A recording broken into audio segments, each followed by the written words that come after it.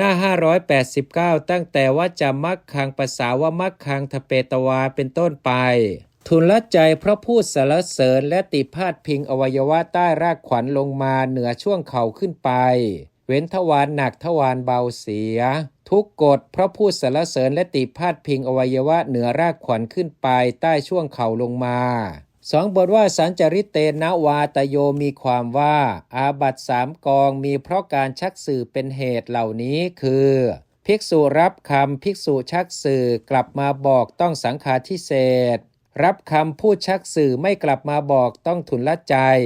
รับคำไม่พูดชักสื่อไม่กลับมาบอกต้องทุกกฎหลายบทว่าตโยปุคลาณอุปสัมปาเทตภามีความว่า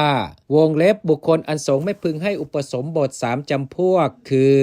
บุคคลผู้มีการคืออายุไม่ครบ1ผู้มีอวัยวะบกพร่อง1ผู้วิบัติโดยวัตถุ1เหตุที่ทำบุคคล3 จำพวกนั้นให้ต่างกันได้กล่าวแล้วอีกประการหนึ่งในบุคคล3 จำพวกนี้บุคคลใดไม่บริบูรณ์ด้วยบาตรและจีวรและบุคคลใดบริบูรณ์แต่ไม่ขอ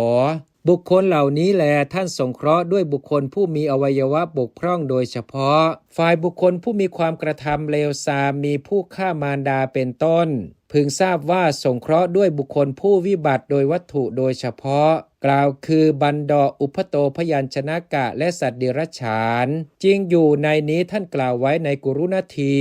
หลายบทว่าตโยกรรมานังสังฆหาได้แก่วงเล็บกรรมสังฆหา3 อย่างคือวาจากำหนดยติคำประธานที่ทำค้างคำระบุกรรมที่เสร็จไปแล้วในกรรมสังฆหา3นั้นกรรมทั้งหลายอันท่านสงเคราะห์ด้วยลักษณะ3เหล่านี้คือวาจาที่สวดต่างโดยคำว่าทัทายะกรายะเป็นอาทิชื่อว่าวาจากำหนดยติคำสวดประกาศต่างโดยคำว่าเทติกโรติเป็นอาทิชื่อว่าคำประธานที่ทำค้างคำสวดประกาศต่างโดยคำว่าทินนางกตังเป็นอาทิชื่อว่าคำระบุกรรมที่เสร็จไปแล้ว